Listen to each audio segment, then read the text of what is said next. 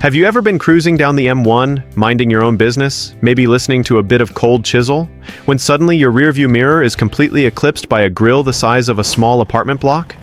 You know exactly the one I'm talking about. It's that brand new dual cab ute. It's got the lift kit, the snorkel that's never seen a river crossing in its life, chrome bull bars shiny enough to signal aircraft, and leather seats that probably cost more than your monthly rent in Bondi. It's looming over you like a monster from a bad sci-fi flick. And as it roars past you, blowing dust everywhere, you can't help but think, geez, that beast must have cost a bomb. The payments on that thing alone would probably make your mortgage broker weep into his latte. But here's the kicker. Here's the thing that really grinds my gears. The bloke driving it? Statistically speaking, he probably earns less money than you do. So what is actually going on here?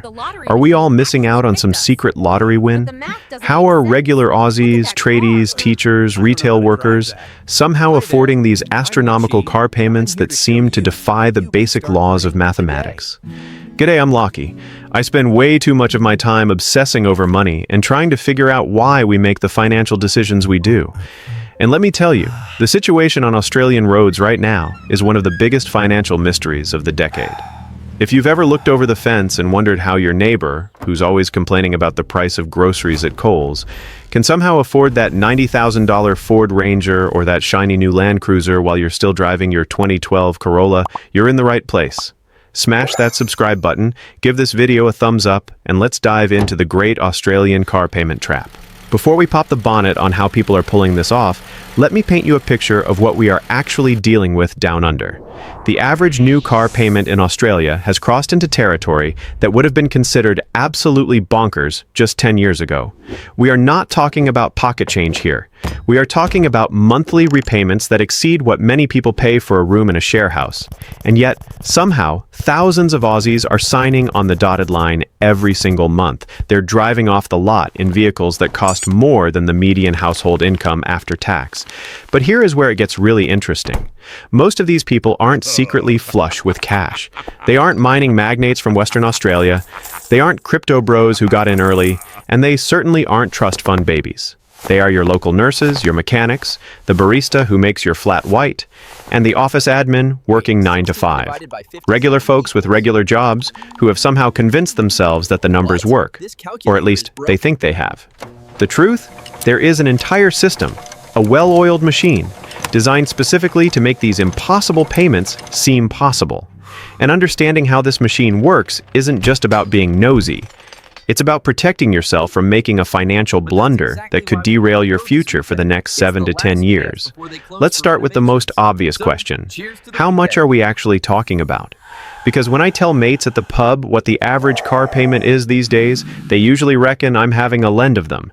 The average new car loan repayment in Australia is climbing rapidly towards that $800 to $900 a month mark. And that's just the average. That's not for a luxury Euro car or a high-performance sports coupe. That is for a bog-standard family SUV or a mid-spec sedan. But it gets way, way worse when you start looking at utes and large four-wheel drives, which, let's be honest, have become the default choice for just about every Aussie buyer these days.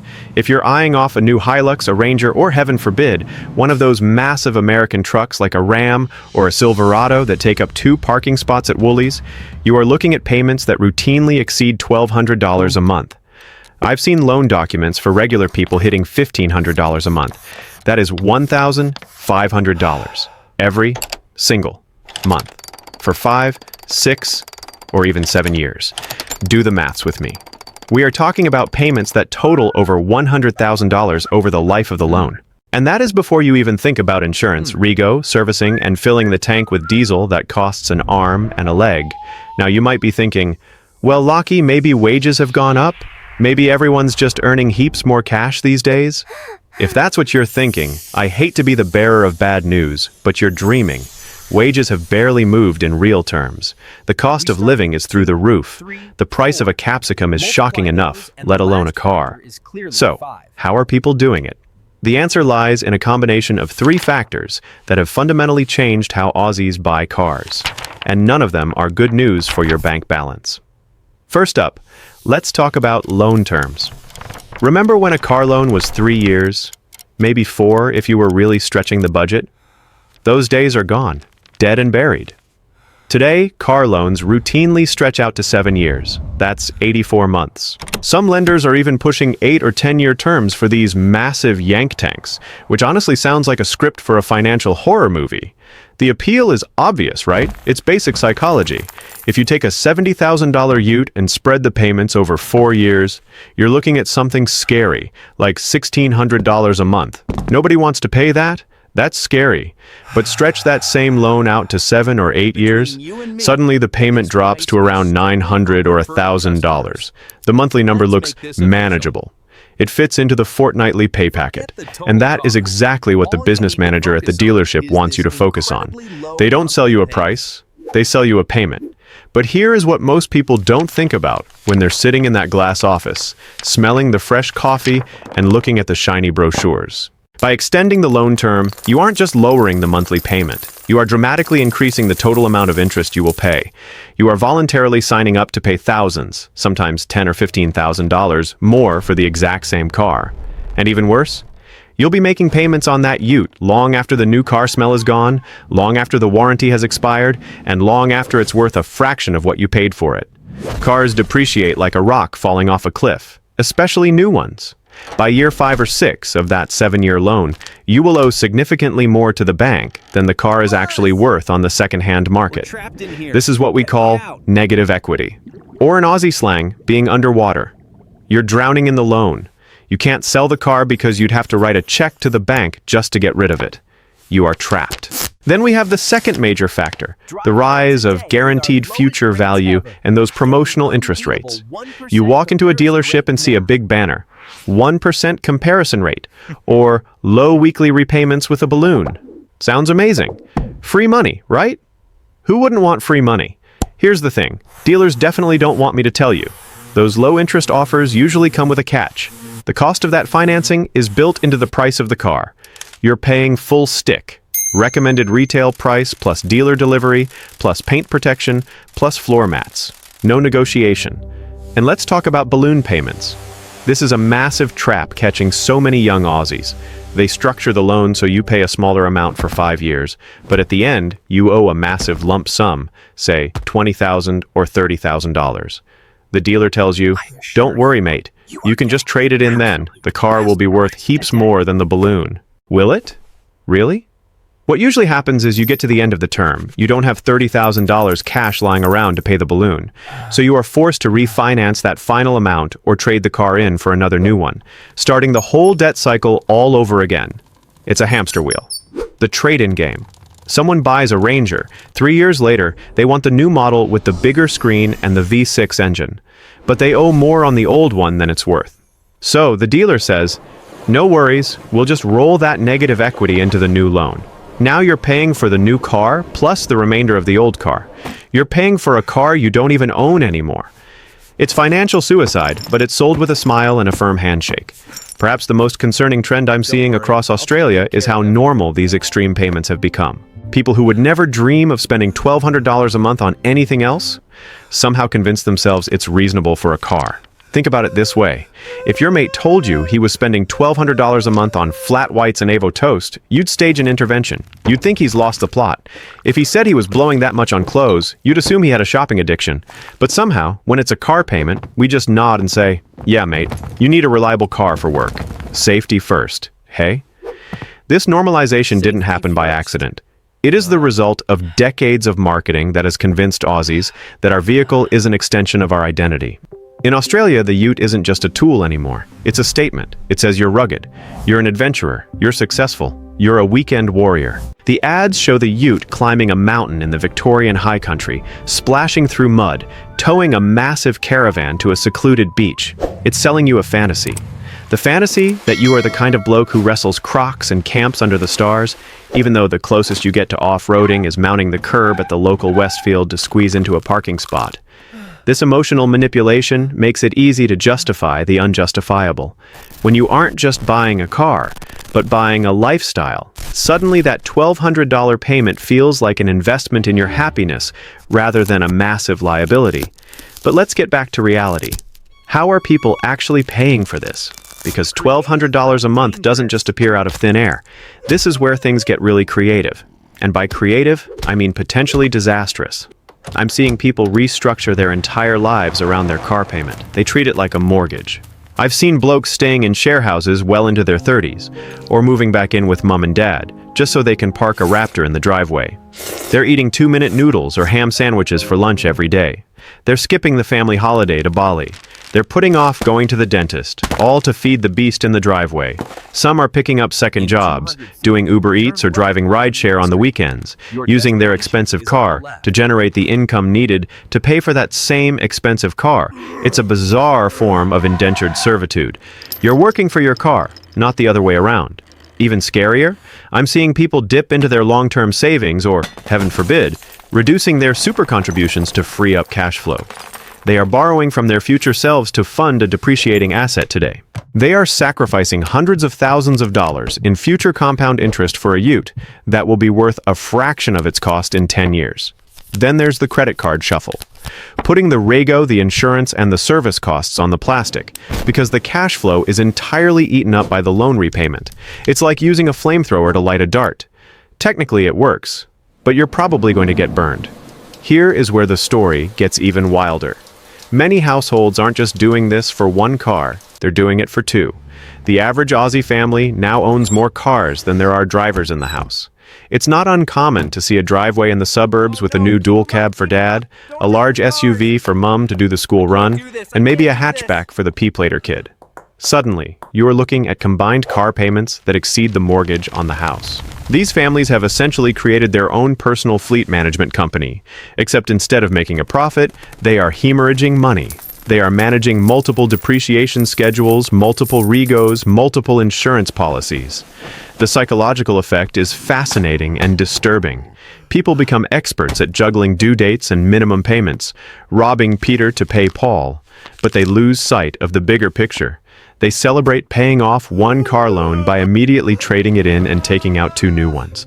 And we haven't even talked about the costs that nobody calculates at the dealership: insurance and servicing. Insuring an $80,000 vehicle in Australia right now is brutal. Premiums have skyrocketed. If you're under 30 or live in certain postcodes, you could easily be looking at $2,000 to $3,000 a year for comprehensive cover. That's another $250 a month gone. Then there's maintenance. Modern utes are incredibly complex machines. Turbos, DPF filters, AdBlue systems, 10-speed transmissions. When something breaks, and it will break, the bills are eye-watering. A set of decent all-terrain tires for a large 4-wheel drive? You won't get much change out of $2,000. A major service? Easily $1,000. Many people making these extreme payments have zero emergency fund, so when the mechanic calls and says, "Mate, you need new injectors and it's going to cost $3,000," that goes straight on the credit card at 20% interest. The debt spiral accelerates. And fuel. Let's not forget fuel. These big rigs are thirsty. In the real world, city driving, a lot of these dual cabs are drinking 12 to 15 liters per 100 kilometers. With diesel hovering around $2 a liter, filling an 80-liter tank costs $160. Do that twice a month? That's $320. Add it all up. The loan, the insurance, the rego, the fuel, the tires. You aren't paying $1,200 a month. You are paying closer to $2,000 a month just to have that car sit in your driveway. Let's do the real numbers, the numbers that will keep you awake at night. Imagine a young bloke, let's call him Davo. Davo buys a $65,000 Ranger. He takes a 7-year loan at 7% interest. His monthly repayment is roughly $1,000. Manageable, he thinks. Over 7 years, he will pay a total of about $84,000 for that car. Add in insurance, $250 a month, fuel, $350 a month, rego and maintenance, $200 a month. That's another $800 a month in running costs. Total cost of ownership over 7 years, nearly $150,000, $150,000. And at the end of those 7 years, what does Davo have? He has a 7-year-old ute with 150,000 kilometers on the clock, probably worth about $25,000 if he's lucky. He has effectively set fire to $125,000. Wealth destruction with cup holders and heated seats. Now compare that to the opportunity cost. This is the part that kills me. If Davo had bought a reliable secondhand car for $15,000 cash or a small loan paid off quickly, and invested that $1,000 a month difference into a simple index fund, or his superannuation earning 8%, After 7 years, he wouldn't just have a paid-off car, he would have over $110,000 in cash sitting in his investment account. That is a house deposit. That is financial freedom. That is the difference between retiring comfortably or working until you drop. But instead, that money is gone, turned into exhaust fumes and depreciation. But here is the trap. Once you commit to these payments, you develop what I call automotive Stockholm syndrome. You fall in love with your captor. You become emotionally attached to the car because you have to be. It represents your hard work. It represents your success. The idea of selling it and driving a 2010 Camry feels like a failure. It feels like a step backwards in social status. You worry what the boys at work will say. You worry what the neighbors will think. This emotional attachment makes rational analysis impossible. When I tell people they could save $1,000 a month by driving a cheaper car, they don't hear a financial strategy. They hear an insult. They hear me attacking their identity. They'll defend that truck payment with the same passion they defend their footy team, even if that payment is the single biggest thing stopping them from buying a house or providing for their family's future. The car companies know this. They have spent billions researching exactly how to push those buttons. They don't sell metal and rubber. They sell status. Walk into any dealership this weekend. Notice how they operate. They won't talk about the total cost of ownership. They won't talk about opportunity cost. They will talk about monthly payments, immediate gratification. What can we do to get you into this car today? Worried about the payment? Let's extend the term. Worried about repairs? Finance the extended warranty. Worried about the price? Don't worry, just trade it in later. It is a circus, and you are the mark. The mystery of how average Aussies are affording these insane cars isn't really a mystery. It's a carefully orchestrated system of debt, delusion, and clever marketing. People aren't affording these cars, not in the real sense of the word. They're just kicking the can down the road, living paycheck to paycheck, eating noodles and stressing about bills, all to keep up appearances in traffic.